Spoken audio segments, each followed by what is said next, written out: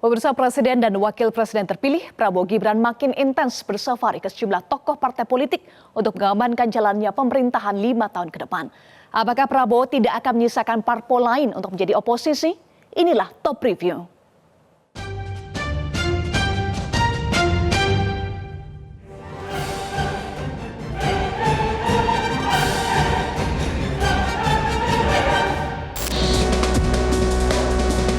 Belum genap sepekan pasca penetapan Prabowo Subianto dan Gibran Raka Buming Raka sebagai Presiden dan Wakil Presiden RI terpilih, konstelasi politik tanah air kembali menjadi sorotan publik. Ya, koalisi pemerintahan Presiden dan Wakil Presiden terpilih Prabowo Subianto Gibran Raka Buming Raka diprediksi terus membesar, bahkan akan menggandeng parpol koalisi kubu lawan parpol pengusung Anies Muhaimin.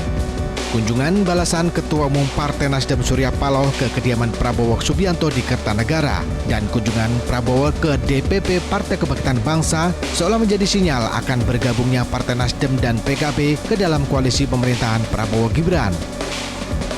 Jadi kami semua berkesimpulan, spirit, semangat, keikhlasan hati, jiwa besar para elit-elit bangsa ini itu adalah merupakan modal utama yang kita butuhkan. Nah, berangkat dari sinilah kenapa saya katakan Nasdem hari ini katakan kembali menegaskan bukan hanya pertama mendukung pemerintahan baru di bawah kepemimpinan Prabowo Subianto. Kita sepakat bahwa kita akan kerjasama untuk sebesar-besarnya kepentingan rakyat Indonesia. Semua kekuatan yang bisa bergabung untuk bekerja untuk rakyat, memberi suatu pemerintahan yang kuat dan efektif. Dijawab udah cetrol, masih ditanyakan. Udah barang jelas terpampang gitu masih ditanyakan lagi. Nah, itu namanya meragukan. Sudah jelas beritanya sudah cetrol. Barang cetrol masih ditanyakan. Bahwa PKB ingin terus bekerja sama dengan Gerindra, dengan Prabowo Subianto untuk mengabdi demi kepentingan rakyat kita semuanya. Kerjasama yang erat, kita insya Allah akan mencapai cita-cita kita. Partai Gerindra mengaku optimis dengan bergabungnya Partai Nasdem dan PKB ke pemerintahan tidak akan menimbulkan kecemburuan dari parpol koalisi Indonesia Maju. Tadi nggak ada bicara pemboleh kursi, karena kawan-kawan di partai koalisi itu menyerahkan sepenuhnya kepada Pak Prabowo untuk melakukan penyusunan kabinet. Berarti dengan bergabungnya Nasdem ini sudah dikomunikasikan ke partai-partai di koalisi Indonesia Maju, Bang? Sudah. Bang, berarti izin penegasan aja Bang, nanti pertemuan yang di Mei itu akan include sama PKB dan Nasdem juga ya Bang, ditambah 4 partai dan partai-partai yang telah ada di koalisi Indonesia Maju. Iya. Dengan merapatnya Partai Nasdem dan sinyal dari PKB, maka hanya tinggal PDI Perjuangan dan Partai Keadilan Sejahtera yang sejauh ini masih konsisten belum menyampaikan rencana bergabung dengan pemerintah atau menjadi oposisi. Mau di dalam maupun di luar itu bukan hal yang sulit buat kami. Ya, artinya kami sudah terbiasa. Tinggal permasalahannya adalah kita pengen kebersamaan setelah Nasdem dan PKB didatangi, mungkin juga PKS pasti akan didatangi. Kita berharap gitu toh? Ya itu kita tunggu saja. Saya sudah komunikasi dengan beliau, sudah detail apa semua. Tapi hari ini beliau ada acara halal bihalal keluarga. Jadi kata Mas Dasko, nanti kita cari waktu. Hari ini mesti Muzani datang, tapi sampai tadi Muzani belum datang. Kalau itu kan nanti di Rakernas tanggal 26 tunggu aja. Jadi keputusan itu bukan hanya berdasarkan perasaan, tapi keputusan itu kira-kira proyeksi ke depan 5 tahun seperti apa, itu wilayahnya Mbak Puan, Pak Sekjen. Kalau saya menghitung konsekuensi sebuah pilihan.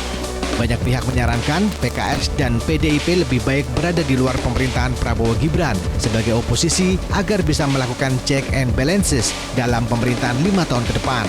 Lebih dari itu, sejumlah pengamat menyebut jika PKS dan PDIP bisa bertahan sebagai oposisi, maka akan tercipta kekuatan politik yang besar dalam konstelasi Pilkada 2024 hingga Pemilu 2029 mendatang. Lebih besar, lebih bagus, lebih baik, lebih tinggi ya menjadi oposisi.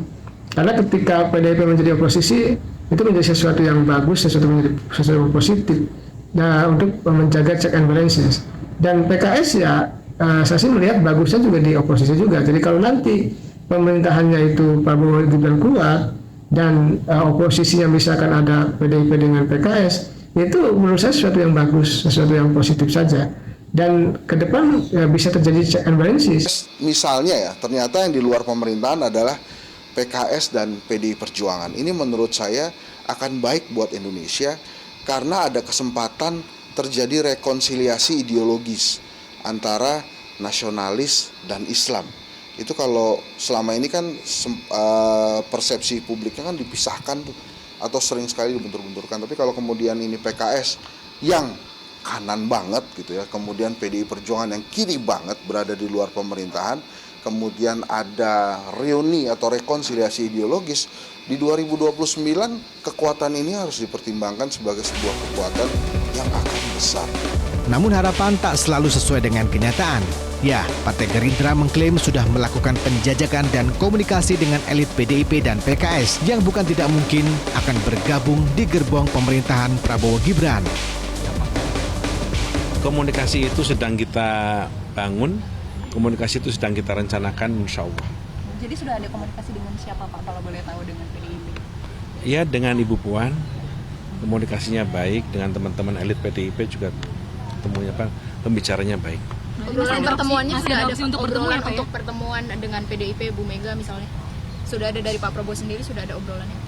Sudah diomong-omong. Wakil Presiden ke-10 dan ke-12 Indonesia, Yusuf Kala menilai langkah Presiden terpilih Prabowo Subianto dalam menggandeng semua pihak untuk bergabung di barisan pemerintahan sebagai hal yang positif. JK menegaskan butuh kerjasama banyak pihak untuk memimpin Indonesia yang begitu besar.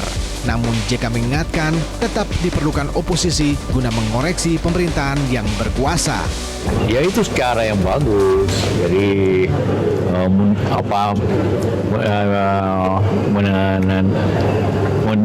menuju ke kebersamaan, persatuan yang baik bangsa ini. Karena bangsa ini kan terlalu besar untuk ditangani sendiri, dan supaya, tapi bagaimana perlu juga ada posisi supaya ada mengoreksi. Tapi perlu juga pemahaman. Seperti saya katakan, politik memang masalah. Tapi kondisi masyarakat dan apa yang kita hadapi bisa lebih berat daripada masalah politik.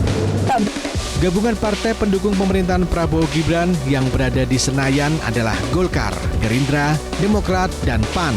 Dengan total perolehan suara gabungan partai tersebut sebesar 65 juta lebih atau sekitar 43,18%. Jika Partai Nasdem dan PKB bergabung, maka koalisi pemerintahan Prabowo Gibran akan memperkuat suara legislatif yang mencapai 63,46%. Dengan melebihi 50% suara parlemen, diprediksi Senayan akan mudah meloloskan semua kebijakan presiden dan wakil presiden terpilih. Lantas, apakah ajakan Prabowo Gibran agar semua pihak bersatu benar-benar demi masa depan bangsa Indonesia, atau hanya untuk kepentingan elit dan kelompok tertentu yang cenderung mengarah ke kepentingan oligarki? Hanya waktu yang akan menjawabnya. Tim Liputan, Metro TV. Jelajahi cara baru mendapatkan informasi. Download Metro TV Extend sekarang.